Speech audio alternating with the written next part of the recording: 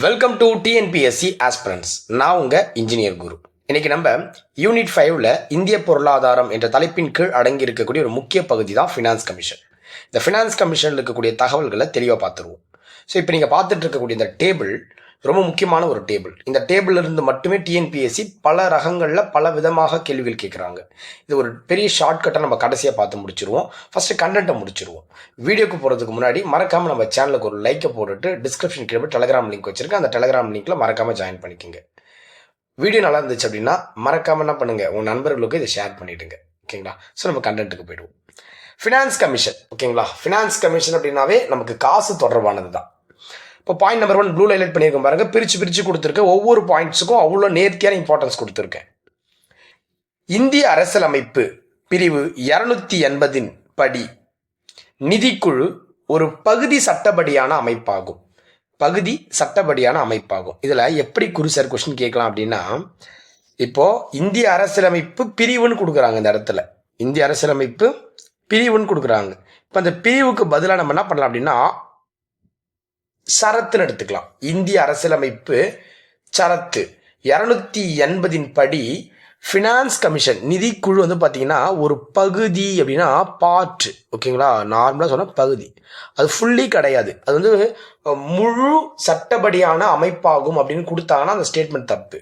அது பகுதி சட்டப்படியான அமைப்பாகும். இது கரெக்டாக அந்த பாயிண்ட்டை கிளியராக படிக்கணும். ஏன்னா இது நிரந்தரமான அமைப்பு கிடையாது. 5 ஆண்டுகளுக்கு ஒரு முறை நம்ம என்ன பண்ணிக்கலாம், ஏற்படுத்திக்கலாம்.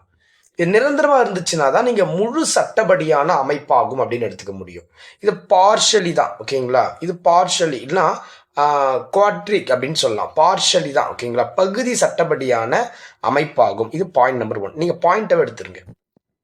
இந்த நிதி குழுக்கு பார்த்தீங்களா, இது 1951களில் மத்திய அரசுக்கும் மாநில அரசுகளுக்கும் இடையே இருக்கக்கூடிய நிதி உறவுகளை வரையறுப்பதற்காக அமைக்கப்பட்டது. அதாவது மத்திய அரசுக்கும் மாநில அரசுக்கும் இடையே இருக்கக்கூடிய அந்த ஃபினான்ஷியல் ரிலேஷன்ஷிப்பை டிஃபைன் பண்ணுவதற்காக உருவாக்கப்பட்டது தான் இது.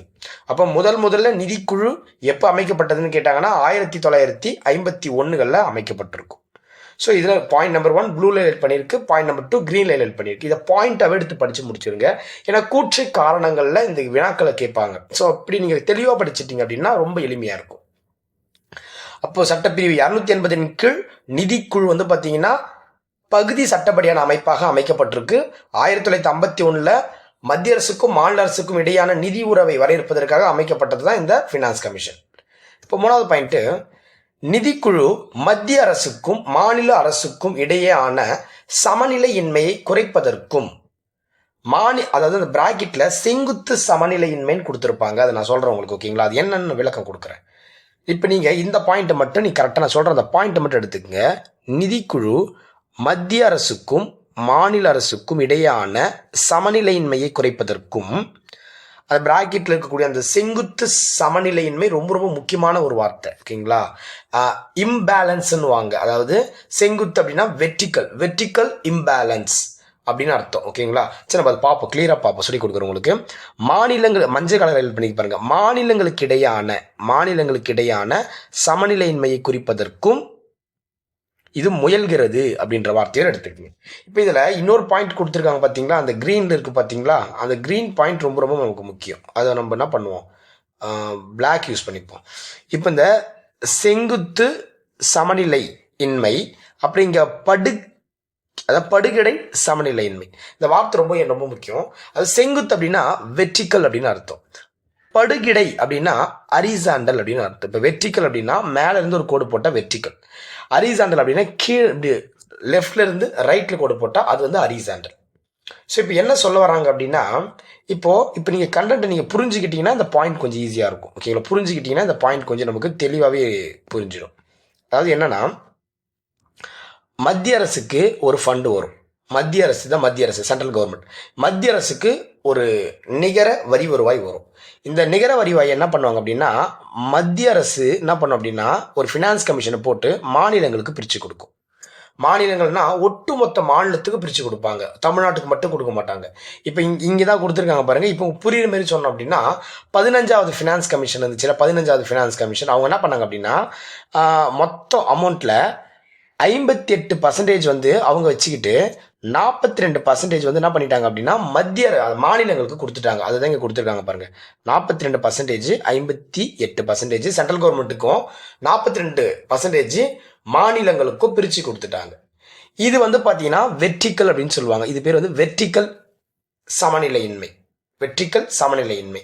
இப்போ இது வந்து சென்ட்ரலு, இது ஸ்டேட்டு. இப்போ இந்த ஸ்டேட்டில் என்ன பண்ணோம் அப்படின்னா நிறைய ஸ்டேட், இப்போ ஒரே ஒரு ஸ்டேட்டாக இருக்குது. கேரளான்னு ஒரு ஸ்டேட் இருக்குது, கர்நாடகான்னு ஒரு ஸ்டேட் இருக்குது, பீகார்னு ஒரு ஸ்டேட் இருக்குது, ராஜஸ்தான் ஒரு ஸ்டேட் இருக்குது, பஞ்சாப்னு ஒரு ஸ்டேட் இருக்குது, தமிழ்நாடு ஒரு ஸ்டேட் இருக்குது.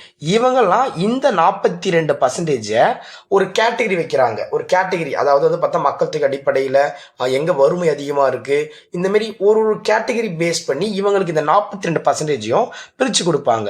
இதில் தமிழக அரசுக்கு வந்து பார்த்தீங்கன்னா ஒரு 5%, பீகாருக்கு வந்து ஒரு 6%, உத்தரகாண்டுக்கு வந்து பார்த்தீங்கன்னா ஒரு 8% அப்படின்ட்டு அப்படியே இதுலேயே இருக்கக்கூடிய இந்த பாயிண்ட்ஸ் அப்படி பிரித்து கொடுத்துட்டு வருவாங்க. ஸோ இதுதான் வந்து பார்த்தீங்கன்னா படுகடை சமநிலையின்மை அப்படின்னு சொல்லுவாங்க. இப்போ இதை எல்லாமே குறைப்பதற்கு வந்து பார்த்தீங்கன்னா இது முயல்கிறது அப்படின்றத இந்த பாயிண்ட். அப்போ நிதிக்குழு மத்திய அரசுக்கும் மாநில அரசுக்கும் இடையான சமநிலையின்மையை குறைப்பதற்கும், அதுதான் அந்த மத்திய அரசுக்கும் மாநில அரசுக்கும் இடையான சமநிலை அப்படின்னா செங்குத்து சமநிலையின்மை அர்த்தம். அதுக்கு தான் செங்குத்து சமநிலை தெளிவுபடுத்திட்டேன். ஓகேங்களா? சமநிலைமை அப்படின்னா இவங்க 58%, இவங்க 42%. அதாவது சென்ட்ரல் கவர்மெண்ட் 52, இவங்க 42. இப்போ ரெண்டுத்துக்கு வந்து பார்த்தா சமநிலையின்மை இருக்குல்ல, இதில் வந்து பார்த்தா சமநிலைமை கொஞ்சம் ஓரளவுக்கு கரெக்டாக இருக்குது. 58, 42 ஓகே, இது சாட்டிஸ்ஃபைடாக இருக்கிற மாதிரி தான் உங்களுக்கு தோணும். பட் இப்போ இதுவே சென்ட்ரல் கவர்மெண்ட்டுக்கு 70%, மாநிலங்களுக்கு ஒட்டுமொத்த மாநிலங்களுக்கு 30% அப்படின்னா இது சமநிலையின்மை அதிகமாக இருக்கிற மாதிரி இருக்குது. ஏன்னா 30% வந்து மாநிலங்களுக்கு அப்படின்றது அவங்களுக்கு எக்ஸ்ட்ரா வந்து 70%ன்றப்போ கொஞ்சம் அதிகமாக தெரியுது நமக்கு. அப்போ இந்த சமநிலையின்மை குறைப்பதற்கும் அதே மாநிலங்களுக்கு வரும்போது இப்போ கேரளாவுக்கு 5%, இப்போ புரிதலுக்காக சொல்கிறேன். இப்போ முன்னாடி 5 இருக்குன்னா கேரளாவுக்கு 5%, கர்நாடகாவுக்கு 6% அப்படின்னா இங்கே 1% டிஃப்ரென்ஸ் ஆகுதுல்ல. இப்போ சமநிலையின்மை இருக்குல்ல, இதெல்லாம் குறைக்கணும், கரெக்டாக எல்லாத்துக்கும் கரெக்டாக பிரித்து கொடுக்கணும் அப்படின்ற அந்த சமநிலையின்மை குறைப்பதற்கு வந்து இது முயல்கிறது அப்படின்றது தான் முக்கியமான பாயிண்ட். ரொம்ப ரொம்ப முக்கியமான ஒரு கண்டென்ட்டுமா. இதை படிக்கிறவங்க நீங்கள் என்ன பண்ணுறீங்க அப்படின்னா தெளிவாக படிக்கிறது கிடையாது. ஸோ அதை படிக்கிறவங்க கொஞ்சம் தெளிவாக புரிதலோடு படிக்கணும். அப்போ தான் ரொம்ப முக்கியமானது. இப்போ நார்மலாக ஒரு ஸ்டேட்மெண்ட் கொஸ்டின் வைப்பாங்க. ஸ்டேட்மெண்ட் கொஸ்டின் இப்போ எக்ஸாம்பிளுக்கு ஸ்டேட்மெண்ட் நம்பர் 1, நிதிக்குழு மத்திய அரசிற்கும் மாநில அரசுக்கும் இடையான சமநிலைமை குறைப்பதற்கும், அதாவது படுகடை சமநிலைமை அப்படின்னு மாற்றி கொடுப்பாங்க. அதே மாநிலங்களுக்கு இடையான சமநிலைமை குறைப்பதற்கு செங்குத்து சமநிலை அப்படின்னுவாங்க, அப்படி மாற்றி கொடுப்பாங்க. கூற்று காரணங்கள்ல அது கரெக்டாக பார்த்து நீங்கள் எடுத்துக்கணும். இப்போ முக்கியமான பாயிண்ட் இது கிரீன்ல ஹைலைட் பண்ணியிருக்கேன் பாருங்க. இது உள்ளுணர்வினை ஊக்குவிக்கிறது அப்படின்றாங்க. உள்ளுணர்வினை ஊக்குவிக்கிறது. அது என்ன சார் உள்ளுணர்வினை ஊக்குவிக்கிறது? இதுக்கு ஒரு பாயிண்ட் சொல்லுங்க குரு சார் அப்படின்னா தெளிவாக சொல்கிறேன் பாருங்க. இப்போ 16வது ஃபினான்ஸ் கமிஷன் போட்டாங்க. அரவிந்த் பனிஹாரியா அவருடைய தலைமையில் 16வது ஃபினான்ஸ் கமிஷன் போட்டாங்க. அந்த 16வது ஃபினான்ஸ் கமிஷனில் என்ன சொல்லியிருப்பாங்க அப்படின்னா மாண்புமிகு முன்னாள் முதலமைச்சர், ஓகேங்களா, ஸோ முத்துவேல் கருணாநிதியோடைய மகனாக இருக்கக்கூடிய ஸ்டாலின் அவர்கள் என்ன பண்ணியிருப்பார் அப்படின்னா இந்த 16வது ஃபினான்ஸ் கமிஷன் இருப்பாங்கல்ல, அவங்க கிட்ட மாநிலங்களுக்கான பங்கா நீங்கள் என்ன பண்ணுங்க 50% ஒதுக்குங்க, 50% ஒதுக்குங்க. மத்திய அரசுக்கு 50%, மாநில அரசுக்கு 50% அப்படின்னு பொதுவாக வந்து நீங்கள் என்ன பண்ணுங்க பிரிங்க அப்படின்னு சொல்லி 16வது ஃபினான்ஸ் கமிஷன் தமிழகம் வந்திருக்கும் போது, அது அரவிந்த் பனகாரியா தலைமையில் இருக்கக்கூடிய அந்த குழு தமிழகம் வரும்பொழுது ஸ்டாலின் அவர்கள் என்ன பண்ணாருன்னா ரெக்வஸ்ட்டாக வச்சாங்க.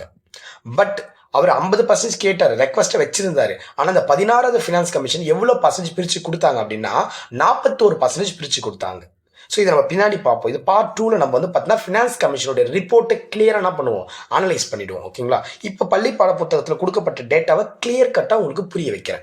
இப்போ இந்த டாபிக் நிறைய பேர் படிப்பீங்க, ஆனால் அப்படியே என்ன பண்ணுவீங்கன்னா மனப்பாடம் பண்ணிடுவீங்க. அதை மனப்பாடம் பண்ணக்கூடாது. எக்கனாமிக் பொறுத்த வரைக்கும் புரிதலுக்கு உட்படுத்திக்கணும். ஓகேங்களா? ஸோ இப்போ அடுத்த பாயிண்ட் போயிடுவோம். அப்போ இது உள்ளுணர்வினை ஊக்குவிக்கிறது அப்படின்னா கண்டிப்பாக ஊக்குவிக்கிறது. ஒவ்வொரு மாநிலமும் எதிர்பார்க்குறாங்க, சென்ட்ரல் கவர்மெண்ட்டுக்கு இவ்வளோ ஃபண்டு கொடுத்தா நாங்கள் வந்து பார்த்தோன்னா எங்களுடைய மாநிலத்தை நாங்கள் முன்னேற்றிப்போம் அப்படின்னு சொல்லி எக்ஸ்பெக்ட் பண்றாங்க. அப்போ மாநில அரசுகளுடைய உள்ளுணர்வை இது ஊக்குவிக்கிறது அப்படின்றது கரெக்ட் தான். அப்போ இது உள்ளுணர்வினை ஊக்குவிக்கிறதா அப்படின்னு கேட்டா ஊக்குவிக்கிறது அப்படின்றது ஒரு ஸ்டேட்மெண்ட்ல கேட்டாங்கன்னா நீங்க புரிஞ்சு ஆன்சர் பண்ணணும். ஓகேங்களா? அடுத்த பாயிண்ட் போங்க.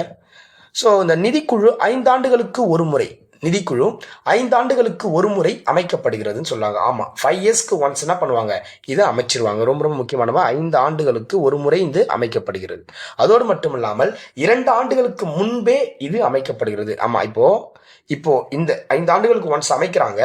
இந்த குழு என்ன பண்ணுவாங்கன்னா, நீங்க ஒரு 2 இயர்ஸ்க்கு முன்னாடி உங்களை அமைச்சிடுறோம், நீங்க போய் தமிழகம் முழுவதும் என்ன பண்ணுங்க, தமிழகம்னு சொல்ல முடியாது, இந்தியா முழுக்க இருக்கக்கூடிய மாநிலங்கள்லாம் ஆராய்ச்சி பண்ணி அனலைஸ் பண்ணி எவ்வளவு பர்சன்டேஜ் ஒதுக்கலாம் அப்படின்னு சொல்லுங்க அப்படின்னு சொல்லி ஒரு 2 இயர்ஸ்க்கு முன்பே என்ன பண்ணிடுவாங்க, அவங்கள அமைச்சிருவாங்க.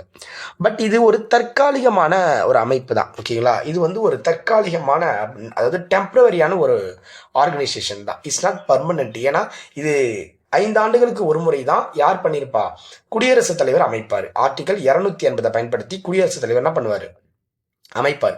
அப்போ இது வந்து நமக்கு என்ன எடுத்துக்கலாம், ஒரு தற்காலிகமான ஒரு அமைப்பாக நம்ம இதை கருதுவது தான் கரெக்டாக இருக்கும். ஸோ அதனால தான் மேலே வந்து சொல்லியிருப்பாங்க, இது வந்து அரசியலமைப்பு சட்ட அமைப்பு தான், கான்ஸ்டியூஷனல் பாடி தான், பட் பகுதி, அதாவது பாட்டளவு தான் இது வந்து கான்ஸ்டியூஷனல் பாடி அப்படின்னு மென்ஷன் பண்ணியிருப்பாங்க. இந்த பாயிண்ட் ரொம்ப முக்கியமானது. இப்போ 14வது நிதிக்குழு இப்போ நமக்கு போட்டிருப்பாங்க. 14வது நமக்கு யார் வந்திருப்பார் அப்படின்னா, YV ரெட்டி அவர்கள் தான் நமக்கு வந்திருப்பார், 14வது நிதிக்குழு. இந்த 14வது நிதிக்குழு நமக்கு 2013 அமைக்கப்பட்டதுன்னு சொல்றாங்க. ஆமா, 2013 தான் இந்த 13வது நிதிக்குழு அமைக்கப்பட்டிருக்கு. சாரி, 14வது நிதிக்குழு நமக்கு அமைக்கப்பட்டிருக்கு 2013. இதனுடைய பரிந்துரைகள் எப்போ சார் நடைமுறைக்கு வந்திருக்கு அப்படின்னா, அதனுடைய பரிந்துரைகள் வந்து பார்த்தீங்கன்னா இப்போ 2 வருஷத்துக்கு முன்னாடி. இப்போ நீங்கள் பாருங்க, 2015 அது வந்து ஸ்டார்ட் ஆகுது. அப்போ 2013 அதை அமைச்சிட்டாங்க. 2013 இதை அமைச்சிட்டாங்க. அப்போ 14வது நிதிக்குழுடைய இது அமைக்கப்பட்டது 2013 அமைச்சிட்டாங்க. அதோடைய பரிந்துரைகள் எப்போ நடைமுறைக்கு வருது அப்படின்னா, ஏப்ரல் 1, 2015 அதுலேருந்து நடைமுறைக்கு வருது. அது எக்ஸாக்டாக சொல்லணும் அப்படின்னா, ஏப்ரல் 1, 2015 முதல் மார்ச் 2020 வரை இது வந்து பார்த்தீங்கன்னா செல்லத்தக்கதாகும் அப்படின்னு சொல்கிறாங்க. 5 இயர்ஸ் தான். பட் இதில் சில முரண்பாடுகள் இருக்குது. இப்போ குடியரசுத் தலைவர் விரும்பும் வரைக்கும் இந்த ஆணையம் வந்து பதவி தொடரலாம். 5 ஆண்டுகள் தான் பொதுவாக. பட் குடியரசுத் தலைவர் விரும்பும் வரை கூட என்ன பண்ணிக்கலாம், பதவியை தொடரலாம். அது நான் உங்களுக்கு விளக்கமாக சொல்லி கொடுக்குறேன். ஓகேங்களா, அப்போ மார்ச் 2020 வரைக்கும் இவங்களுடைய பரிந்துரைகள் செல்லத்தக்க காலகட்டமாக நம்ம பார்க்குறோம். இது வரைக்கும் கிளியராக புரிஞ்சிருக்கும். ரொம்ப முக்கியமான பாயிண்ட். அடுத்தது, இப்போ வரைக்கும் நமக்கு 16வது ஃபினான்ஸ் கமிஷன் வரைக்கும் நமக்கு அமைச்சிருக்காங்க. இப்போ நமக்கு பள்ளி பாட புத்தகத்தில் 14வது 15வது நமக்கு கொடுத்துருக்காங்க, கடைசியாக அப்டேட் பண்ணது. இப்போ இந்த 15வது நிதிக்குழு இருக்குது பார்த்தீங்களா, 15வது நிதிக்குழு. இந்த 15வது நிதிக்குழு வந்து நமக்கு அமைக்கப்பட்டது 2017. நல்லா நோட் பண்ணிக்கிங்க. பள்ளி பாட புத்தகத்திலே உங்களுக்கு என்ன பண்ணியிருக்காங்கன்னா நவம்பர்னு கொடுத்துருக்காங்க. அப்போது நமக்கு வந்து கேட்கும்போது 15வது நிதிக்குழு எப்போ அமைக்கப்பட்டது அப்படின்னு கேட்கும்போது நமக்கு மார்ச் 2017, செப்டம்பர் 2017, அக்டோபர் 2017, நவம்பர் 2017 அப்படின்னு ஆப்ஷன் செட் பண்ண வாய்ப்பு இருக்கு. இப்போ நவம்பர் 2017 அப்படின்றது ஞாபகம் வச்சுக்கணும், கடைசியா போடப்பட்டது. அதாவது நமக்கு பள்ளி பாட புத்தகத்தில் அப்டேட் ஆனது கடைசியா 15. இப்போ 16வது ஃபினான்ஸ் கமிஷன் நமக்கு போட்டுட்டாங்க, ரெக்கமெண்ட் கொடுத்துட்டாங்க. அவங்களுடைய பரிந்துரைகள் 2026 2031 வரைக்கும் அவங்களுடைய காலகட்டமாக இருக்கும். ஓகேங்களா, அதையும் நம்ம தெளிவுபடுத்திடுவோம். ஓகேங்களா, பின்னாடி பார்ப்போம். அடுத்த பார்ட் 2ல நம்ம ஃபினான்ஸ் கமிஷன் 2026 to 2031 காலகட்டத்திற்கு அவங்க பரிந்துரைச்ச 16வது ஃபினான்ஸ் கமிஷனுடைய ரிப்போர்ட்டை தான் நம்ம பார்ட் 2 பார்க்க போறோம். ஓகேங்களா, சரி. அப்போ 15வது நிதிக்குழு நவம்பர் 2017 இது அமைக்கப்பட்டிருக்குன்னு சொல்றாங்க. அதோடைய பரிந்துரைகள் பாருங்க, நல்லா பாருங்க. அதோடைய பரிந்துரைகள் ஏப்ரல் 1, 2020 முதல் நடைமுறைப்படுத்தப்படும் அப்படின்னு கொடுத்துருக்காங்க. அப்போ நல்லா புரிஞ்சுக்கணும் இந்த இடத்துல நீங்க 14வது ஃபினான்ஸ் கமிஷன். ஓகேங்களா, 14வது ஃபினான்ஸ் கமிஷன் 2013 போட்டிருக்காங்க. அதோடைய நடைமுறை 2015 ஏப்ரல் 1, அதாவது 2 வருஷத்துக்கு முன்னாடி அமைச்சிருவாங்க. கரெக்டு தான், அதில் எந்த ஒரு ப்ராப்ளம் கிடையாது. ஸோ 5 வருஷம் இருப்பாங்க. 2020 ஓகே சார். இந்த 15வது ஃபினான்ஸ் கமிஷன் அமைச்சது 2017.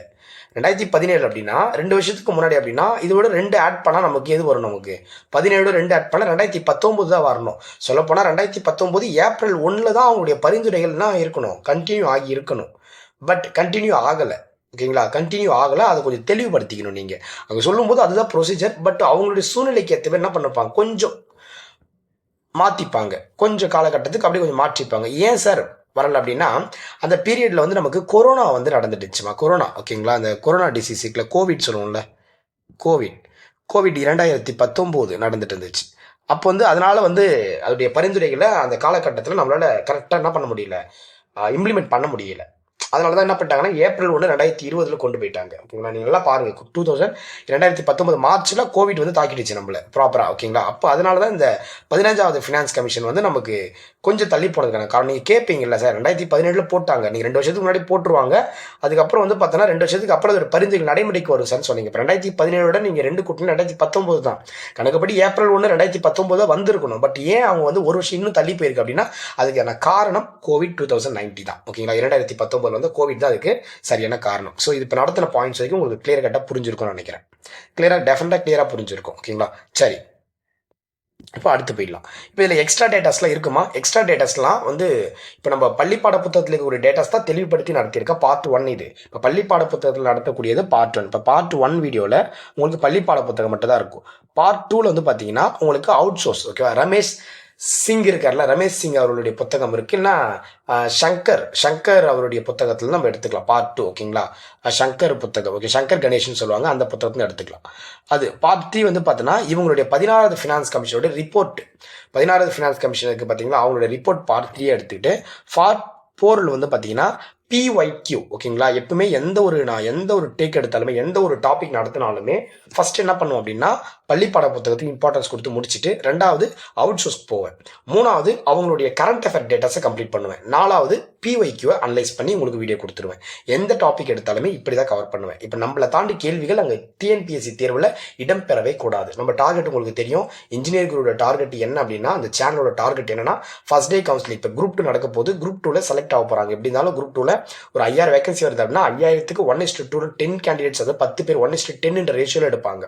அப்போ 5000னா 50,000 பேர் கிட்டத்தட்ட செலக்ட் ஆவாங்க. அந்த 50,000 ஸ்டூடெண்ட்ஸுமே நம்மளுடைய சேனலை ஃபாலோ பண்ண ஸ்டூடெண்ட்ஸாக இருக்கணும், நம்மளுடைய டெஸ்ட் பேட்ச் கடைசி ஆயுதத்தை போட்டவங்களா இருக்கணும். இப்போ இன்னொரு கிளாஸ் பேஸ் பண்ணி கூட சின்னதாக ஒரு பேட்ச் கொண்டு வர போகிறோம், அதில் படித்தவங்களா தான் இருக்கணுன்றதான் நம்மளுடைய டார்கெட்டாக இருக்குது. ஸோ இப்படி தான் படிக்கணுன்ற விதத்தை உங்களுக்கு சொல்லிக் கொடுக்குறேன். அதன் அடிப்படையில் நீங்கள் படிங்க, வெற்றி என்பது உறுதி. ஓகேங்களா, ஓகே. ஸோ அடுத்த பாயிண்ட் போவோம். இப்போ அவங்களுடைய பணிகள் பற்றி கொடுக்குறாங்க நமக்கு. பணிகள், இந்திய நிதிக்குழுவின் பணிகள், அது பிரிவு. இப்போ பிரிவு என்ன சொன்னா, இப்போ இங்கே நீங்க அவுட் சோர்ஸ்ல கொஞ்சம் லைட்டா அவுட் சோர்ஸ் கொடுக்குறோம் பாருங்க இந்த இடத்துலயே. ஏன்னா நீங்க இங்கே லைட்டா தெரிஞ்சு வச்சுக்கோங்க. இப்போ ஷரத்து ஆர்டிகல் 280 இது வந்து பார்த்தீங்கன்னா ஃபினான்ஸ் கமிஷன் வேணும் அப்படின்னு சொல்லுது. ஓகேங்களா, ஆர்டிகல் 281 என்ன சொல்லுது அப்படின்னா ஃபினான்ஸ் கமிஷனுடைய ரெக்கமெண்டேஷன்ஸ் பற்றி சொல்லுது. ஓகே, அவங்களுடைய பரிந்துரைகள் பற்றி பேசுது. ஸோ இந்த 283 என்ன சொல்லுது அப்படின்னா இந்த ஃபினான்ஸ் கமிஷனுடைய டியூட்டிஸ் பற்றி பேசுது. அதாவது டியூட்டிஸ்னா அவங்களுடைய பணி, கடமைகள். ஓகேங்களா, பணி, ஒர்க்குன்னு எடுத்துக்கலாம். ஆக்சுவலி டியூட்டி தான் இங்கிலீஷில் கொடுத்துருப்பாங்க நமக்கு. ஓகேயா, அவருடைய கடமைகள் என்ன தான் கொடுத்துருப்பாங்க. இங்கே பள்ளிப்பாட புத்தகம் உங்களுக்கு பணிகள்னு கொடுத்துருக்காங்க. ஸோ இதை சாரி 1 செகண்ட் மாற்றி சொல்லிட்டேன், 0 ஆட் பண்ணிக்கோங்க. ஓகேங்களா, இது 281 கரெக்ட் தான். இது 280ல் சப்கிளாஸ் 3. ஓகேங்களா, 280ல் சப்கிளாஸ் 3. ஓகேங்களா, 3 கிடையாது, 280ல் சப்கிளாஸ் 3 சொல்லும். அப்போ 280 வந்து ஃபினான்ஸ் கமிஷன் பற்றி பேசும். 281 அப்படின்னு ஃபினான்ஸ் கமிஷனுடைய என்ன பேசுது நமக்கு, ஃபினான்ஸ் கமிஷனுடைய ரெக்கமெண்டேஷன்ஸ் பற்றி பேசக்கூடியது. 280 சப்கிளாஸ் 3. 283 சொல்லிட்டேன், கிடையாது, 283 அதுதான் வந்து பார்த்தீங்கன்னா ஃபினான்ஸ் கமிஷனோட டியூட்டிஸ் பற்றி, கடமைகளை பற்றி பேசும். அப்போ இங்கே பிரிவுன்னு கொடுத்துருக்காங்க, அதாவது நம்ம அதை என்ன எடுத்துக்கலாம், ஷரத்துன்னு எடுத்துக்கலாம். ஓகேங்களா, ஷரத்து தான் கரெக்டான ஆர்டிகல். இல்லைன்னா இங்கிலீஷில் சொல்லுங்க அப்படின்னா ஆர்டிகல் அப்படின்னு எடுத்துக்கலாம். ஆர்டிகல் ஷார்ட்டா ஆர்ட் அப்படின்னு சொல்லுவாங்க, ஆர்ட்னு சொல்லுவாங்க இங்கிலீஷ்ல, ஞாபகம் வச்சுங்க. அப்போ நிதிக்குழு பரிந்துரைகள் பணிகள் வந்து பாத்தீங்கன்னா நமக்கு 280 சப்கிளாஸ் 3ல வந்துடும். இப்பிரிவின் படி, அதாவது ஷரத்தின் படி இக்குழு குடியரசுத் தலைவருக்கு பின்வருவனவற்றை பரிந்துரை செய்கிறது. அதாவது குடியரசுத் தலைவருக்கு பின்வருவனவற்றை பரிந்துரைக்கிறது. இதெல்லாம் குடியரசுத் தலைவர் நீங்க ரெக்கமெண்ட் பண்ணுது. என்ன சார் ரெக்கமெண்ட் பண்ணுது அப்படின்னா பாயிண்ட் நம்பர் 1 என்ன ரெக்கமெண்ட் பண்ணுதா, மத்திய மற்றும் மாநிலங்களுக்கு இடையேயான நிகர வரி வருமானத்தை, அதாவது வருவாயை ஒதுக்கீடு செய்து மாநிலங்களுக்கு அவற்றிற்குரிய பங்கை பகிர்ந்தளித்தல். சார் என்ன சார் இது ரொம்ப யூனிக்கா கொடுத்துருக்காங்களே சார் பாயிண்ட் அப்படின்னா இந்த வார்த்தை ரொம்ப ரொம்ப முக்கியம். நிகர வரி வருவாய்களை அப்படின்னு கொடுத்துருப்பாங்க. நிகர வரி வருவாய்களை புரியும்படி சொல்றேன் பாருங்க, உங்களுக்கு புரியும்படி சொல்றேன் பாருங்க. இப்போ மத்திய அரசுக்கு நிறைய ரெவன்யூ வருமா, மத்திய அரசுக்கு நிறைய ரெவன்யூ வரும். அதில் ஒரு பார்ட் தான் இப்போ இதுதான் மத்திய அரசுக்கு வரக்கூடிய வரி. இதில் அவங்களுக்கு வரக்கூடிய டேக்ஸ், வரி வருவாய், அவங்களுக்கு வரக்கூடிய இப்போ சொந்த வரி, அதாவது சொந்த வரி வருவாய், சொந்தம் அல்லாத வரி வருவாய் அப்படின்லாம் இருக்கும். இப்போ எக்ஸாம்பிளுக்கு ஜிஎஸ்டி இதெல்லாம் வந்து பார்த்தீங்கன்னா சொந்த வருவாயில் வரக்கூடியது கிடையாது. அவங்க சொந்த வருவாய் அப்படின்றது அவங்க வந்து கடன் வாங்கியிருப்பாங்க, அவங்க வந்து ஒரு இடத்துக்கு வட்டி கொடுத்துருப்பாங்க, அவங்களுக்கு வந்து டேக்ஸ் பே பண்ணியிருப்பாங்க. இப்போ அரசு, மத்திய அரசுடைய சேவைகளை நீங்கள் வாங்குறதுக்கு நீங்கள் இதெல்லாம் வந்து பார்த்தீங்கன்னா ஒப்புகை சீட்டுக்கு பேமெண்ட் பண்ணியிருப்பீங்க, அதெல்லாம் அவங்களுடைய சொந்த வருவாயில் வரும். இப்போ இங்கே வரி வருவாய் அப்படின்னு சொல்லும்போது அதாவது வரியில் மட்டும் எடுத்துக்கணும், மற்றபடி அவங்களுக்கு வரக்கூடிய சொத்து கிடையாது. நிகர வருவாய், அதாவது வருவாயில் மட்டும்தான் நீங்கள் பிரித்து கொடுக்க முடியும். மற்றபடி அவங்களுக்கு வரக்கூடிய சொந்த வருவாயிலிருந்துலாம் நீங்கள் என்ன பண்ணக்கூடாது, பிரித்து கொடுக்கக்கூடாது. நிகர வருவாயிலிருந்து மட்டும்தான் பிரித்து கொடுக்க முடியும். நெட்டு டேக்ஸ்டு ரெவன்யூ, ஓகேங்களா, நெட்டு டேக்ஸ் ரெவன்யூ இதுலேருந்து மட்டும்தான் பிரித்து கொடுக்க முடியும். இதுதான் நீங்கள் இந்த பாயிண்ட் கரெக்டாக நோட் பண்ணிக்கணும். நிகர வரி வருவாய், நிகர வரி வருவாய்கள் அப்படின்னு எடுத்துக்கலாம். இதிலிருந்து மட்டும்தான் என்ன பண்ணோம், மத்திய அரசுக்கும் மாநில அரசுக்கும் இடையே நிகர வரி வருவாய்களை ஒதுக்கீடு செய்து மாநிலங்களுக்கு அவற்றிற்குரிய பங்குகளை அளித்தல், அவற்றிற்குரிய ஷேர், ஓகேங்களா, அவற்றிற்குரிய ஷேரை வந்து பார்த்தா பகிர்ந்தளிக்கக்கூடியது யாருடைய இது பகிர்ந்தளிங்க அப்படின்னு சொல்லி யார் வந்து குடியரசுத் தலைவருக்கு இப்படி சொல்லுவார் அப்படின்னா ஃபினான்ஸ் கமிஷன் தான் சொல்லுவாங்க. ஃபினான்ஸ் கமிஷனுடைய டியூட்டியாக அதை நம்ம எடுத்துக்கிறோம். ஓகேங்களா, கிளியராக நோட் பண்ணிக்கிங்க. நிகர வரி வருவாய் அப்படின்றத கரெக்டாக தெளிவுபடுத்திக்கணும். அந்த பாயிண்ட் தான் நமக்கு முக்கியம், தெளிவான பாயிண்ட். ஸோ மத்திய அரசு மாநிலங்களுக்கு வழங்க உள்ள சப்சிடரி, அதாவது சப்சிடரி மானியங்கள் எடுத்துப்பாங்க. இந்த இதுதான் கீவேர்ட்ஸ்மா, கீவேர்ட்ஸ். மானிய அளவு, இப்போ மத்திய அரசு மாநிலங்களுக்கு வழங்க உள்ள மானிய அளவு, இது வந்து எல்லா மாநிலங்களுக்குலாம் கொடுக்க முடியாது. சப்போஸ் ஏதோ ஒரு மாநிலம் வந்து பார்த்தீங்கன்னா கொஞ்சம் ரொம்ப வந்து வீக்காக இருக்காங்க அப்படின்னு சொல்லும்போது அந்த மாநிலங்களுக்கு மட்டும் என்ன பண்ணுவாங்க அப்படின்னா பிரித்து கொடுப்பாங்க. இப்போ மத்திய அரசு மாநிலங்களுக்கு வழங்க உள்ள மானிய அளவு, அதாவது சப்சிடரியோடைய சைஸ் என்ன எடுத்துக்கலாம், ஓகே, எவ்வளோ அப்படின்றது. ஸோ அந்த அளவு பிரிவுன்றது நமக்கு பொதுவாக நம்ம என்ன சொல்லுவோம், ஆர்டிகல் 275 சப்கிளாஸ் 1. ஸோ அது அடிப்படையில் அந்த மானியம் பெறுவதற்கு அந்த மாநில அரசுடைய தகுதி குறித்து கொள்கைகளை உறுதி செய்தல் அப்படின்னு சொல்கிறாங்க. இப்போ நீங்கள் ஒன்றும் புரிஞ்சு கிடையாது, மத்திய அரசு இருந்து மாநில அரசுகள் வந்து பார்த்தோன்னா மானியம் வந்து கேட்டு வாங்கிக்கலாம். அது வந்து 275. அப்போ அந்த மானியம் கேட்டு வாங்குறதுக்கு அந்த மாநிலங்களுக்குன்னு ஒரு தகுதி இருக்குல்ல, அந்த தகுதியை குறித்து அந்த அவங்களுக்குன்னு இருக்கக்கூடிய அந்த குவாலிஃபிகேஷன் குறித்து ஒரு பாலிசியை வந்து இது வந்து பார்த்தோன்னா உறுதிப்படுத்தணும்.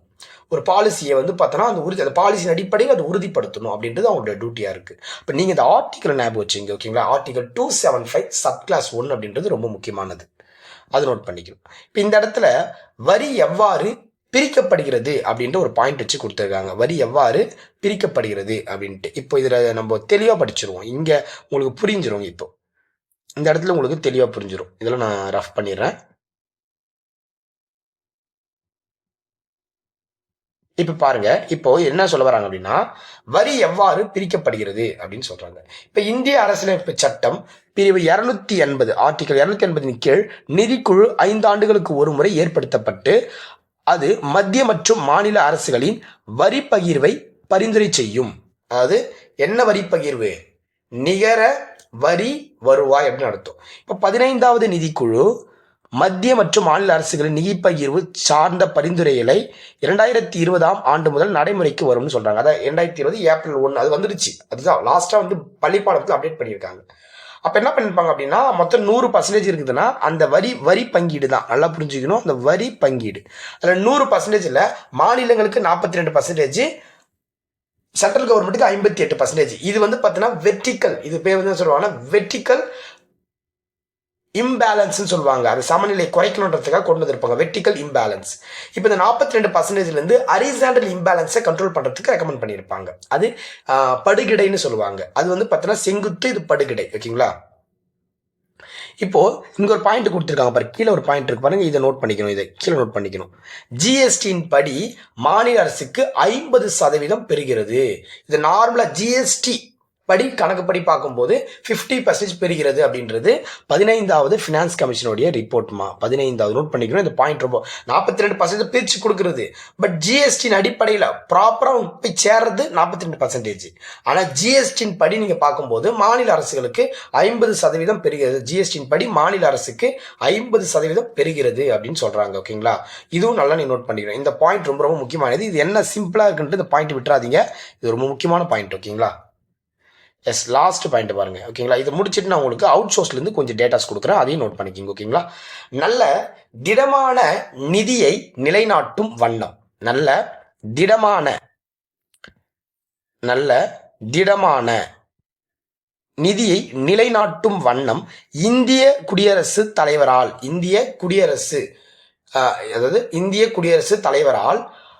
பார்வைக்கு கொண்டு செல்ல வேண்டிய விவரம். அவருடைய இந்திய குடியரசுத் தலைவரால் பார்வைக்கு கொண்டு செல்ல வேண்டிய விவரங்கள் அது தொடர்பானதும், ஏனைய சிக்கல்களாகிய கடன் நிவாரணம், மாநிலங்களுக்கு வழங்குகிற இயற்கை சீற்றத்திற்கான நிதி மற்றும் துணை ஆயத்தீர்வைகள் முதலானவை. இந்த ஆயத்தீர்வைகள் அப்படின்னா என்ன சார் அப்படின்னா, இப்போ யாருடன் இப்போ ஒரு தாத்தா பாட்டி இருக்காங்க, அவங்களுக்கு வாரிசு எதுவும் கிடையாது, அவங்க இறந்துட்டாங்க, அவங்களுடைய சொத்து அனாமத்தா இருக்கும், அதை கவர்மெண்ட் எடுத்துப்பாங்க. அதை வந்து பார்த்தோன்னா ஆயத்தீர்வைன்னு சொல்லுவாங்க, ஆயத்தீர்வைகள் சொல்லுவாங்க. இப்போ கூட இந்த உங்களுக்கு புரியுது நான் சொன்ன பாருங்க. இப்போ நமக்கு சென்னையில் வெள்ளம் வந்துச்சு, அப்போ கிட்டத்தட்ட 4000 கோடி. ஓகேங்களா, 4000 கோடின்னு சொல்லுவாங்க, க்ரோஸ். 4000 கோடி வந்து வாங்கினாங்க அப்படின்னு சொல்லி நிதியமைச்சர் நிர்மலா சீதாராமன் வந்து பார்த்தீங்கன்னா தமிழகத்துக்கு மேலே பகிரங்கமாக ஒரு குற்றச்சாட்டு வச்சாங்க. அது குற்றச்சாட்டு கிடையாது, உண்மைதான். 4000 கோடி வாங்கியிருந்தாங்க மாண்புமிகு ஸ்டாலின் அவர்கள் ஆட்சி காலத்தில் சென்னையில் வெள்ளம் ஏற்பட்டது. இப்போ அவங்க கேட்குற கேள்வி கரெக்டு தான். அந்த 4000 கோடி வாங்கியிருந்தீங்கல்ல, அந்த 4000 கோடி நீங்கள் என்ன பண்ணீங்க? என்ன பண்ணீங்க அப்படின்னு கேள்வி கேட்குறாங்க. ஏன்னா 2021 சீற்றம் வந்துருச்சு, பெரிய வெள்ளம். ஸோ அதில் பாதிக்கப்பட்டவங்களுக்கு நிவாரணம் கொடுக்கறதுக்காக 4000 கோடி வாங்கினாங்க. பட் திரும்ப வந்து வெள்ளம் வருது, திரும்ப நீங்கள் காசு கேட்குறீங்க. அப்போ அந்த 4000 கோடி வச்சு நீங்கள் எந்த ஒரு இன்ஃப்ராஸ்ட்ரக்சருமே டெவலப் பண்ணலையா? அந்த படகு ஓட்டுறதுக்கு மட்டுமே அந்த 4000 கோடி பயன்படுத்திக்கிட்டீங்களா அப்படின்னு கேள்விகள் கேட்டிருந்தாங்க. அப்போ இதெல்லாம் வந்து பார்த்தா ஃபினான்ஸ் கமிஷன் தான் இந்த மாநிலங்கள் சப்சிடியிலேருந்து கொடுக்கறதுக்கு ரெக்கமெண்ட் பண்ணுவாங்க. அது வந்து மத்திய அரசு கிட்ட தானே வருது. அப்போ இதெல்லாம் வந்து பார்த்தோன்னா சென்ட்ரல் கவர்மெண்ட் தான் வந்து இந்த ஃபினான்ஸ் கமிஷன் ரெக்கமெண்ட் பண்ணுவாங்க. முன்னாடி இந்த மாதிரி ஏற்பட்டுடுச்சுன்னா நீங்கள் கொடுக்கலாம். இப்போ கடன் நிவாரணமாக இப்போ மாநில அரசுக்கு கடன் கொடுக்கலாம் நீங்கள். அதேமாதிரி அவங்களுடைய துணை ஆயத்தீர்வுகள் முதலானவற்றை நீங்கள் விற்கிறதுக்கு உதவி பண்ணலாம். அவங்க இப்போ உங்களுடைய ஆயத்தீர்வுகள் விற்று அவங்களுக்கு கொடுக்கலாம், இல்லை அவங்ககிட்ட விற்கிறதுக்கு நீங்கள் உதவி செய்யலாம். இந்த மாதிரி விஷயங்கள்லாம் அதில் கொடுத்துருப்பாங்க. ஸோ புரியுதுங்களா, இது எல்லாமே இந்த 3 பாயிண்ட்டுமே அவங்களுடைய பணிகளை நம்ம எடுத்துக்கிறோம். அப்படி ஞாபகம் வச்சுங்க, இது அப்படியே கட் அண்ட் காப்பி பேஸ்ட்டாக வைப்பாங்க. அதனால தான் அந்த வார்த்தை அப்படியே 2ஆக பிரித்து கொடுத்துட்டேன். நல்ல திடமான நிதியை நிலைநாட்டும் வண்ணம் இந்திய குடியரசுத் தலைவரால் பார்வைக்கு கொண்டு செல்ல வேண்டிய விவரம், இந்த பாயிண்டை கொடுத்துருவாங்க. இது வந்து பார்த்தீங்கன்னா ஃபினான்ஸ் கமிஷனுடைய பணிகள் தான். அப்புறம் ஏனைய சிக்கல்களாகிய கடன் நிவாரணம், மாநிலங்களுக்கு வழங்குகிற இயற்கை சீற்றத்திற்கான நிதி மற்றும் துணை ஆயத்தீர்வைகள் முதலானவை, இதுவும் அதோடைய பணிகளாக பார்க்கப்படுது. அப்போ இந்த பாயிண்ட்டை கரெக்டாக நீங்கள் நோட் பண்ணிக்கிட்டீங்கன்னா ரொம்ப ஈஸியாக இருக்கும். ஓகேங்களா, இப்போ இதுதான் கொடுத்துருக்காங்க. இப்போ நம்ம மேலே ஒரு கண்டென்ட் இருக்குது, அதையும் சேர்த்து பார்த்துருவோம். அதாவது இப்போ கண்டென்ட்டாக பார்க்கும்போது இவ்வளோ தான் கொடுத்துருக்காங்க பள்ளி பாட புத்தகத்தில். அது எவ்வளோ தெளிவாக எப்படி படிக்கணுன்ற விஷயத்த உங்களுக்கு பிரித்து அழகாக கொடுத்துட்டு அதை நீங்கள் கரெக்டாக புரிஞ்சுக்கிங்க. ஓகேங்களா, ஸோ வீடியோ பார்த்துட்டு இருக்கவங்க இன்னும் நீங்கள் லைக் போடாமல் இருப்பீங்க, மறக்காமல் ஒரு லைக்கை போட்டுருங்க. கமெண்ட் நீங்கள் என்ன கமெண்ட் பண்ணுறீங்க அப்படின்னா, கமெண்ட் இது வீடியோ பார்த்துட்டு இருக்கீங்க கரெக்டாக என்ன கமெண்ட் பண்ண அப்படின்னா, சார் நீங்கள் முக்கியமாக எப்படி கமெண்ட் பண்ணுறீங்க அப்படின்னா, இந்த வருஷம் ஃபர்ஸ்ட் டே கவுன்சிலிங்கில் நம்ம அங்கே நிற்க போகிறோம். அப்போ அந்த டார்கெட் 400ல் நீங்கள் வருவீங்கன்னா கண்டிப்பாக என்ன பண்ணுங்கள், நான் கண்டிப்பாக ஃபர்ஸ்ட் டே கவுன்சிலிங்கில் நிற்பேன் சார் அப்படின்ட்டு ஒரு கமெண்ட்டை போடுங்க. கமெண்ட்டை போட்டுட்டு சைடில் உங்களுக்கு பிடிச்ச ஒரு ஹார்ட்டை பயன்படுத்திக்கிங்க. Green heart, blue heart, red heart, என்ன ஒரு ஹார்ட்டோ அந்த ஹார்ட்டை சைடில் போடுங்க. ஓகேங்களா, கண்டிப்பாக அதை மறக்காமல் அந்த கமெண்ட்டில் போட்டுருங்க. கமெண்ட்டு வீடியோ எப்படி இருக்குன்னு கேட்டால் தான் போட மாட்டீங்க. ஃபர்ஸ்ட் டே கவுன்சிலிங்கில் நீங்கள் அங்கே ரீச் ஆவீங்களா ஆக மாட்டீங்களா அப்படின்ற கருத்து உங்ககிட்ட கேட்குறேன். இந்த வீடியோஸ் ப்ராப்பராக நீங்கள் ஃபுல்லாக பார்த்து முடிச்சிட்டிங்கனாவே ஃபர்ஸ்ட் டே கவுன்சிலிங் டார்கெட் 400ல் நீங்கள் நிற்பீங்க அப்படின்ற நம்பிக்கை எனக்கு இருக்குது. ஸோ உங்களுக்கு அந்த நம்பிக்கை இருக்குது அப்படின்னா நீங்கள் என்ன பண்ணுங்கள், கமெண்ட் போட்டுருங்க. ஓகேங்களா, சரி இப்போது நம்ம இந்த ஷார்ட்கட்டை கிளியராக பார்த்துருவோம். ஓகேங்களா, இந்த ஷார்ட்கட், ஸோ இது ஷார்ட்கட்டாகவே நம்ம ப்ரிப்பேர் பண்ணிப்போம். ஸோ ஈஸியாக இருக்கும். ஓகேங்களா, என்ன சார் இது இந்த டேபிள்லேருந்து எப்படி சார் கொஸ்டின் கேட்டால் எப்படி சார் ஆன்சர் பண்ணலாம் அப்படின்றது தெளிவுபடுத்துகிறேன். இப்போது முதலாவது 2வது அப்படின்னு கொடுத்துருக்காங்க. கிட்டத்தட்ட இப்போ வரைக்கும் நமக்கு 16 ஃபினான்ஸ் கமிஷன் போட்டிருக்காங்கம்மா, மொத்தம் 16 இருக்குது. இப்போ கடைசியாக போடப்பட்டது எது அப்படின்னா அரவிந்த் பனகாரியா தலைமையில் போடப்பட்டிருக்கும். அது நம்ம பார்ட் 3 வீடியோவில் நம்ம என்ன பண்ணிடுவோம், ஃபினான்ஸ் கமிஷன் ரிப்போர்ட் 16வது ஃபினான்ஸ் கமிஷன் ரிப்போர்ட் பார்க்கும்போது தெளிவுபடுத்தி அவங்களுடைய காலகட்டம் 2026 to 31 வரைக்கும் அவங்களுக்கு இருக்கும். சரி, ஓகே. முதல்ல ஏற்படுத்தப்பட்டது எப்போ அப்படின்னா 1951 இந்த கேசி நியோகி தலைமையில் ஏற்படுத்தியிருப்பாங்க. 1951 அவங்களோட 51 அவங்க செயல்படுத்தப்பட்ட காலம் வந்து 52 to 57. இப்போ நீங்கள் இந்த ஏற்படுத்தப்பட்ட ஆண்டுகளுக்கு அவ்வளோ முக்கியத்துவம் கொடுக்க வேண்டாம், ஓகேங்களா. பட் ஏன்னா எல்லாமே நம்ம படிக்கிறது கொஞ்சம் கடினமாக இருக்கும். ஃபர்ஸ்ட் நான் சொல்கிற மாதிரி நீங்கள் அப்ரோச் பண்ணிங்கன்னா கொஞ்சம் ஈஸியாக இருக்கும் இது. ஸோ நீங்கள் ஃபர்ஸ்ட் என்ன பண்ணுங்கன்னா செயல்படுத்தப்பட்ட காலம் மட்டும் நோட் பண்ணுங்க, ஓகேங்களா. செயல்படுத்தப்பட்ட காலம் இப்போ நீங்கள் ஃபர்ஸ்ட் என்ன பண்ணுங்க, நம்பர்ஸ் எழுதிட்டு வந்துடுங்க. 1 2 3 4 5 6 7 8 அப்படின்ட்டு ஃபர்ஸ்ட் என்ன பண்ணுங்க, ஒரு 15 வரைக்கும் எழுதிருங்க. எழுதிட்டு இப்போ நமக்கு தெரியும் ஃபர்ஸ்ட் நீங்கள் நியோகின்றது 52 அப்படின்னு நான் வச்சுங்க செயல்படுத்தப்பட்ட காலம். இப்போ 52க்கும் 52 ப்ளஸ் ஒரு அதோட 5 வருஷம் கூட்டினீங்கன்னா 57 கரெக்டாக தான் இருக்குது. சந்தானம் பார்த்தீங்கன்னா 50 அது அப்படிங்க எடுத்துக்கணும். 50 அங்கே முடிச்சோடனே அப்படிங்க கீழே எடுத்துக்கணும். 57லேருந்து 5 வருஷம் கூட்டுங்க 62 கரெக்டாக தான் இருக்குது. இப்போ 62 அப்படியே கீழே எடுத்துக்கங்க. 62லேருந்து நீங்கள் 5 வருஷம் வராது, 62 இதுக்கு மட்டும் 4 வருஷமா, இதுக்கு மட்டும் 4 தான் நீங்கள் ஆட் பண்ணணும். 4 வருஷம் கூட்டினீங்க அப்படின்னா 66. அப்போ இது அப்படிங்க 66 எடுத்துக்கங்க. இப்போ இதுக்கும் 4 வருஷம். ஏன் இதை நான் க்ரீனில் ஹைலைட் பண்ணியிருக்கேன் அப்படின்னா இந்த 4வது ஃபினான்ஸ் கமிஷன் 4 வருஷம் தான் ரன் ஆகிருப்பாங்க. 4வது ஃபினான்ஸ் கமிஷன் எத்தனை வருஷம் தான் ரன் ஆகிருப்பாங்க, 4 வருஷம் தான் ரன் ஆகிருப்பாங்க. அதாவது இங்கே இடத்துல உங்களுக்கு 3ன்னு கொடுத்துருப்பாங்க, ஒரு சில புத்தகத்தில் நமக்கு 4ன்னு கொடுத்துருப்பாங்க. ஸோ இங்கே 3 வருஷம் அப்படின்றத நீங்கள் எடுத்துக்கங்க, பொதுவாக 3ன்னு எடுத்துக்கங்க, ஓகேங்களா. இந்த 2 மட்டும் நமக்கு மாறும், நல்லா பார்த்துக்குங்க. 1 செகண்ட். 3 இது 3. ஸோ இது அது 4 வருஷம், இது 3 வருஷம். அப்போ என்னன்னா 4வது ஃபினான்ஸ் கமிஷன் 3 வருஷம், 3வது ஃபினான்ஸ் கமிஷன் 4 வருஷம். அப்படியே ரிவர்ஸில் வரும், ஓகேங்களா. இந்த நம்பர் அப்படியே ரிவர்ஸில் நீங்கள் மாற்றி படிச்சுக்கணும். இது மட்டும் ஞாபகம் வச்சுங்க, ஓகேங்களா. ஸோ அதில் 69 அப்படியே அமைச்சிங்கன்னா 69லேருந்து நீங்கள் 5 ஆட் பண்ணி 74, 74லேருந்து 5 ஆட் பண்ணிங்கன்னா 79, 79லேருந்து 5 ஆட் பண்ணிங்கன்னா 84, 84லேருந்து 5 ஆட் பண்ணிங்கன்னா 89, 89லேருந்து நீங்கள் 5 ஆட் பண்ணிங்கன்னா நமக்கு என்ன வரும், வேற ஒரு டேட்டா வரும். பட் இந்த இடத்துல நமக்கு என்ன வந்துருச்சு, கம்மியாக வருது, தெரியுதுங்களா. 9. இந்த 9வது ஃபினான்ஸ் கமிஷன் நமக்கு 9. இந்த 9 திருப்பி போட்டிங்கன்னா 6. அப்போ இது 6 வருஷம் அமைச்சிருப்பாங்கம்மா. இந்த ஃபினான்ஸ் கமிஷன் மட்டும் 6 வருஷம் அமைச்சிருப்பாங்க, ஓகேங்களா. இந்த ஃபினான்ஸ் கமிஷன் நமக்கு 6 வருஷம் அமைச்சிருப்பாங்க. ஸோ இது வந்து ஒரு கரெக்டாக ப்ராப்பராக படிச்சிங்க. இந்த ஃபினான்ஸ் கமிஷன் நமக்கு 6 வருஷம். இப்போ நான் ஹைலைட் பண்ணியிருக்கல, இது மட்டும் தான் மாறும், மற்றபடி எல்லாமே லைனாக தான் வரும். ஸோ லைனாகவே நீங்கள் படிச்சல, கண்ணை மூடிட்டு 100% லைனாகவே படிக்கலாம். மற்றது எல்லாமே கொஞ்சம் மாறும், ஓகேங்களா. அடுத்து பாருங்க 95 அது 95 அப்படியே எடுத்துங்க. அதோட 5 கூட்டினீங்கன்னா 2000, 2000 அப்படியே எடுத்துங்க. 2000ல 5 கூட்டினீங்கன்னா 2005, 2005 அப்படியே எடுத்துங்க. 2005ல 5 கூட்டினீங்கன்னா 2010, 2010 அப்படியே எடுத்துங்க. 2010லேருந்து 5 கூட்டினீங்கன்னா 2015, 2015 அப்படியே எடுத்துங்க. 2015ல 5 கூட்டினீங்கன்னா 20. ஸோ 2020, 20லேருந்து 5 கூட்டினீங்கன்னா 25 வந்துடும், ஓகேங்களா. இப்போ இந்த 16வது ஃபினான்ஸ் கமிஷனுக்கு பார்த்தீங்கன்னா 16வது ஃபினான்ஸ் கமிஷன் இது வந்து 2026 இது மட்டும் 2026 வந்துடும், ஓகேங்களா.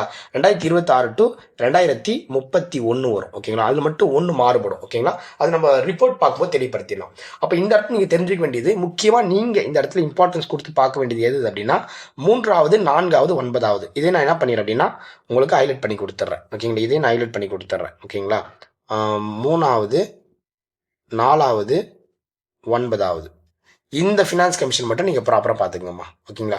இந்த ஃபினான்ஸ் கமிஷனுக்கு முக்கியத்துவம் கொடுத்து பார்த்துங்க. இப்போ 3வது 4 வருஷம் செயல்பட்டுருக்கோம், 4வது 3 வருஷம் செயல்பட்டுருக்கோம். அப்படியே ரிவர்ஸில் எடுத்துக்கணும். 9 திருப்பி போட்டால் 6 பேர் வரும். அப்போ 6 வருஷம் செயல்பட்டுருக்கோம் அப்படின்ற இந்த விஷயத்தை நீங்கள் தெரிஞ்சுக்கோங்க, ஓகேங்களா. சரி, இப்போ ஷார்ட்கட் சொல்லுங்கள் குரு சார் அப்படின்னா ஷார்ட்கட் சொல்லி தர பாருங்க. இப்போ என்னன்னா ஃபர்ஸ்ட் நான் ப்ராப்பராக லைனாக வந்துடுறேன். இந்த ஏற்படுத்தப்பட்ட ஆண்டுகள் மட்டும் நீங்கள் போட்டு குழப்பிக்காதீங்க. செயல்படுத்தப்பட்ட காலம் தான் அதிகம் முக்கியத்துவம் கொடுத்து நம்ம கேட்பாங்க. செயல்படுத்தப்பட்ட காலம் தான் அதிக முக்கியத்துவப்படுத்தி கேட்பாங்க. பட் ஏற்படுத்தப்பட்ட ஆண்டுன்றது அவ்வளோ இம்பார்ட்டன்ஸ் கிடையாது. பட் இந்த ஷார்ட்கட் இந்த தலைவர்கள் ஞாபகம் வச்சுக்கலாம். இப்போ பொதுவாகவே வந்து பார்த்தீங்கன்னா நியோகி, இப்போ யோகி பாபு இருக்கார்ல, இது ஷார்ட்கட் வந்து நானே ரெடி பண்ணேன். பட் எந்த அளவுக்கு உங்களுக்கு ஓகே அப்படின்ற மாதிரி நீங்கள் எடுத்துக்கோங்க, ஓகேங்களா. ஸோ நியோகி இருக்கார்ல, யோகி பாபு வந்து பார்த்தீங்கன்னா ஒரு வீட்டுக்கு போகிறாரு, ஓகேங்களா. இல்லை ஒரு மன்னரை பார்க்க போகிறாரு. யோகி பாபு ஒரு வீட்டுக்கு போகும்போது, அதாவது யோகி பாபு வந்து பார்த்தோன்னா ஒரு வீட்டுக்கு ஏதோ ஒரு அரண்மனைக்கு போகிறாரு. அரண்மனைக்கு போகும்போது அவருக்கு என்ன பண்ணுறாங்க அப்படின்னா சந்தனம் தெளிச்சு, சந்தனம் இருக்குது பார்த்தீங்கன்னா, சந்தனம் பூசுவாங்க பார்த்தீங்களா, அந்த சந்தனத்தை பூசி சந்தான்னு சொன்னீங்கன்னா காசு கொடுப்பாங்க, ஓகேங்களா. சந்தனம் பூசி சந்தா கொடுத்து மன்னர், ஓகேங்களா, மன்னர் தியாகி அதாவது அவர் பேர் மன்னர் தியாகி வந்து பார்த்தீங்கன்னா பிரம்மாண்டமா அவர் வரவேற்கிறாரு அப்படின்றத ஷார்ட்கட். ஓகேங்களா, பிரம்மாண்டமா வரவேற்கிறாரு அப்படின்றத ஷார்ட்கட். அப்போ நியோகி அப்படின்ற ஒருத்தர், நியோகினா யோகி பாபு, நடிகர் யோகி பாபு இருக்கார்ல, அவர் ஒரு அரண்மனைக்கு போறாரு, ஒரு மன்னரை பார்க்கறதுக்கு போறாரு வச்சுக்கலாமா. அந்த மன்னரை பார்க்க போகும்போது அவர் வரவேற்கிறாங்க. எப்படி வரவேற்கிறாங்க அப்படின்னா, யோகி பாபுக்கு சந்தனம் பூசி சந்தா கொடுத்து மன்னர் தியாகி, அவர் பேர் வந்து பார்த்தீங்கன்னா மன்னர் தியாகி வந்து பார்த்தீங்கன்னா பிரம்மாண்டமா என்ன பண்றாரு, வரவேற்கிறாரு. இது வரைக்கும் பார்ட் 1மா. இந்த 6 வரைக்கும் இருக்கு பார்த்தீங்களா, இந்த 6 வரைக்கும் பார்ட் 1 பிரிச்சுக்குங்க. பிரிச்சு பார்த்தீங்கன்னா தான் கரெக்டாக இருக்கும். ஓகேங்களா, பார்ட் 1 இது வரைக்கும். ஓகேங்களா, ஸோ இந்த பார்ட் 1 வரைக்கும் பார்த்துட்டிங்களா. இப்போ அங்கேருந்து பார்ட் 2லேருந்து நம்ம அப்படியே கண்டினியூ பண்ணுவோம். பார்ட் 2லேருந்து இந்த பார்ட் 1 வரைக்கும் தான் நமக்கு நார்மலாக இருக்கும். பார்ட் 2ன்றது தனியாக நம்ம கவர் பண்ணுற மாதிரி இருக்கும், தனியாக கவர் பண்ணுற மாதிரி இருக்கும். இப்போ 7 அப்படின்னா 7 நாளுமே நான் வந்து பார்த்தீங்கன்னா சாலட் சாப்பிடுவேன். என்ன சாப்பிடுவீங்க, சாலட். சாலட்ன்ற ஒரு ஃப்ரூட் இருக்கும், பார்த்துருக்கீங்களா, சாப்பிடுவேன். Salad, fruit salad. சாலட் சாப்பிடுவேன். வாரத்தில் 7 நாள் இருக்கு, 7 நாளுமே நான் ஃப்ரூட் சாலட் சாப்பிடுவேன் அப்படின்னு எடுத்துங்க, சாலட். ஓகேங்களா, இந்த வாரத்து 7 நாளுமே நான் ஃப்ரூட் சாலட் சாப்பிடுவேன். 8ன்னு கொடுத்துருக்காங்க. 8ன்னு என்ன சார் அப்படின்னா, இப்போ 8 வெட்டு அப்படின்னு ஒரு ஷார்ட்கட் எடுத்துக்கலாம். 8 வெட்டு. இப்போ வெட்டிட்டாங்கன்னா அப்படின்னா நான் வந்து சாவேன் அப்படின்னு அர்த்தம். வெட்டிட்டாங்கன்னா நீ செத்துருவீங்கல்ல, அப்போ 8 வெட்டு அப்படின்னு எடுத்துக்க. 8வை மாற்றி எடுத்துக்கங்க, வெட்டு. 8னா வெட்டுன்னு எடுத்துக்கணும், வெட்டு. வெட்டிட்டாங்க அப்படின்னா நீங்க என்ன பண்ணிடுவீங்க, செத்துருவீங்கல்ல, அப்போ சாவேன் அப்படின்னு அர்த்தம். 9. இப்போ 9 அப்படின்னா நம்ம வந்து திருநங்கைகளை எடுத்துக்கலாம். ஓகேங்களா, 9 அப்படின்னா திருநங்கைகள் எடுத்துக்கலாம். இந்த திருநங்கைகள்லாம் இருக்காங்க பார்த்தீங்களா, இந்த திருநங்கைகளுக்குலாம் நம்ம என்ன பண்ணோம் அப்படின்னா மரியாதை கொடுக்கணுமா. ஓகேங்களா, அவங்களுக்கு நம்ம என்ன பண்ணோம் அப்படின்னா சால்வை போட்டு மரியாதை கொடுக்கணும். என்ன போட்டு மரியாதை கொடுக்கணும், சால்வை போட்டு மரியாதை கொடுக்கணும். அப்போ அவங்களுக்கு சால்வை போடணும். சால்வை அப்படின்னா மேலே போத்துவாங்க பார்த்தீங்களா, சால்வை, அதுதான் சால்வே. இங்கே சால்வேன்னு கொடுத்துருக்காங்க, நீங்கள் சால்வை அப்படின்னு எடுத்துக்கோங்க. இப்போ கூட உங்களுக்கு தெரியும், இப்போ கூட உங்களுக்கு ஒரு விஷயம் தெரியும். என்ன தெரியும் அப்படின்னா, நம்ம சிங்கப்பெண் சிறப்பு அதிரடிப்படை திட்டம் கொண்டு வந்தாங்க. அதில் வந்து பார்த்தீங்கன்னா சேர்க்கப்பட்ட முதல் தென்காசியை சார்ந்த, தென்காசி மாவட்டம் இருக்குல்ல, அந்த தென்காசி மாவட்டத்தை சார்ந்த ஒரு திருநங்கை வந்து பார்த்தீங்கன்னா சேர்த்திருப்பாங்க. அவங்க தான் முதல் திருநங்கையாக பெருமையாக சொல்லியிருப்பாங்க. அதில் அவங்க பேர் வந்து பார்த்தீங்கன்னா திவ்யா காமராஜ். அவங்க பேர் வந்து திவ்யா காமராஜ். அப்போ அவங்களுக்கு எல்லாருமே என்ன பண்ணியிருப்பாங்க, சால்வா போடுவாங்க. அப்போ இந்த 9 அப்படின்ற நம்பர், இப்போ திருக்குறள்லே வள்ளுவர் என்ன பண்ணியிருப்பாருன்னா இந்த 9 என்ற நம்பரை பயன்படுத்தியிருக்க மாட்டார், திருக்குறளில் பயன்படுத்தியிருக்க மாட்டார். ஏன் பயன்படுத்துன்னு நமக்கு தெரியாது. மேபி சால்வே அப்படின்றது திருநங்கைகளுக்கு நம்ம போக்கக்கூடியதாக இருக்கும். 9ன்னா திருநங்கைகளில் குறிக்கக்கூடிய ஒரு நம்பர் தான் நம்ம 9 அப்படின்னு பயன்படுத்துவாங்க சமூகத்தில். பட் நம்ம அவங்களுக்கு மரியாதை நிமித்தமாக திருநங்கைகள்னு எடுத்துப்போம். பட் ஒரு ஷார்ட்கட்டுக்காக இதை நான் கொடுக்குறேன், மற்றபடி எந்த ஒரு நோக்கமும் கிடையாது. ஷார்ட்கட்டுக்காக இந்த நம்பரை நான் பதிவு பண்ணுறேன். ஸோ பட் அவங்களுக்கு நம்ம சால்வை கொடுத்து மரியாதை பண்ணணும் அப்படின்றது நம்ம ஞாபகம் வச்சுக்கலாம். ஓகேங்களா, அதேமாரி 10வது வந்து பார்த்தோன்னா 10 அப்படின்னாவே கேசி பந்த் அப்படின்னு நம்ம எடுத்துக்கலாம். கேசினா பந்த். இப்போ நீங்க இந்த கொஸ்டின் நோட் பண்ணிக்கலாம். சிங்கப்பெண் சிறப்பு அதிரடிப்படை திட்டத்தில் சேர்க்கப்பட்ட முதல் மதிப்புக்குரிய திருநங்கை, தென்காசி மாவட்டத்தை சார்ந்த முதல் மதிப்புக்குரிய திருநங்கை யாருன்னு கேட்டாங்கன்னா திவ்யா காமராஜ் அப்படின்றது முக்கியத்துவமானது. இது கேட்க வாய்ப்பு இருக்குமா. ஓகேங்களா, எஸ். அடுத்தது 11ன்னு சொல்றாங்க. இப்போ 11 வந்து பார்த்தீங்கன்னா 11 AM டைம் இருந்து ஏஎம்னு எடுத்துப்போம். அப்போ 11 மணிக்கு நீங்க என்ன பண்ணணும், குஸ்கா சாப்பிடணும். குஸ்கா அப்படின்னு எடுத்துக்கலாம். ஓகே, குஸ்கா வந்து ரோட்டில் சாப்பிடணும். அது குஸ்ரோன்னு கொடுத்துருப்பாங்க. குஸ்கா வந்து நீங்கள் ரோட்டில் சாப்பிடணும் அப்படின்னு ஞாபகம் வச்சுங்க. 12 அப்படின்னா 12 ரங்கராஜன். ஓகேங்களா, இப்போ 12 மணிக்கு ஸ்ரீரங்கத்தில் இருக்கக்கூடிய ரங்கராஜன் கோயிலில் வந்து பார்த்தீங்கன்னா பிரசாதம் கொடுப்பாங்க. ரங்கராஜனுக்கு 12 மணிக்கு ஷார்ப்பாக 12 மணிக்கு ரங்கராஜன் கோயிலில் பிரசாதம் கொடுப்பாங்க. 13ன்றது இங்கே ஒரு 3ன்ற வார்த்தை, 3 அப்படின்னா விஜய் அப்படின்ட்டு 3 வார்த்தை. அப்போ விஜய் எல் கேல்கார் அப்படின்னு எடுத்துக்கலாம், கேல்கார் அப்படின்னு எடுத்துக்கலாம். இப்போ 14வது 15வது இப்போ ப்ரெசென்ட்டாக இருக்கும், நீங்கள் தெரிஞ்சுப்பீங்க. 14 வந்து YV ரெட்டி, 15க்கு NK சிங் அப்படின்னு நம்ம எடுத்துக்கலாம். ஓகேங்களா, NK சிங் அப்படின்னு நம்ம எடுத்துக்கலாம். சரி, இப்போ உங்களுக்கு இன்னொரு கேள்வி. இதுல இருந்து இந்த டாபிக்ல இப்போ நடத்தி முடிச்சுட்டேன்.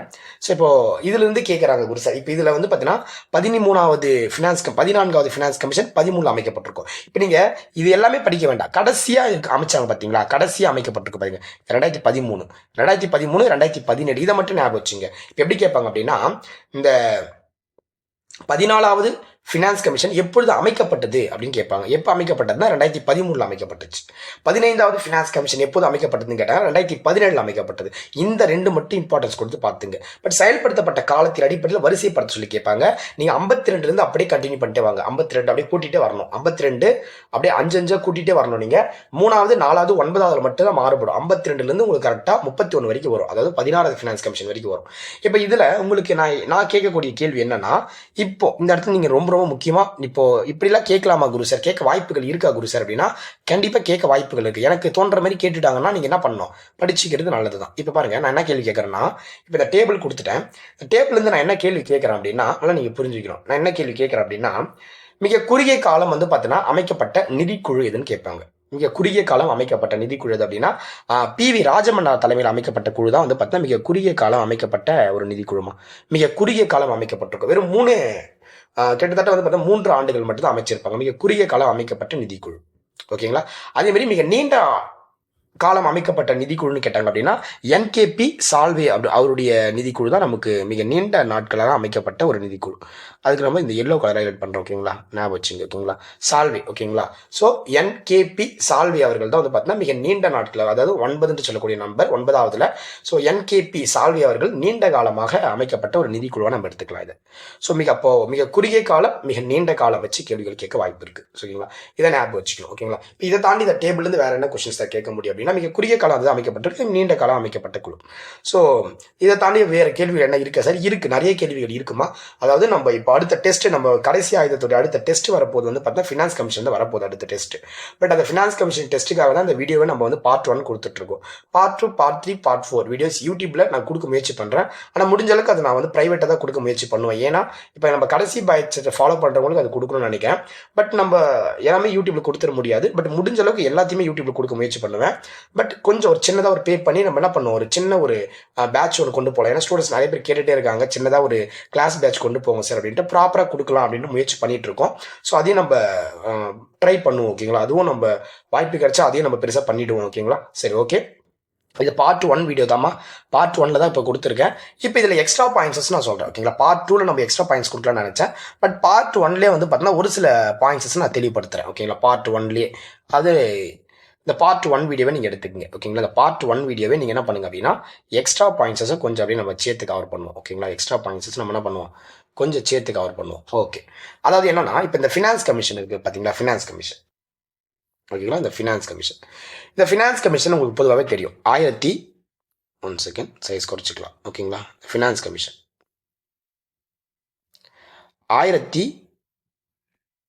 1950களில் உருவாக்கப்பட்டது. இந்த ஃபினான்ஸ் கமிஷன்றது 1950களில் என்ன பண்ணியிருப்பாங்கன்னா உருவாக்கலாம் அப்படின்னு சொல்லி ஒரு பிளானை போட்டு முதல்ல KC நியோகி தலைமையில் என்ன பண்ணியிருப்பாங்க, 1951ல் KC நியோகி அவர் பேர். ஓகேங்களா, நியோகி,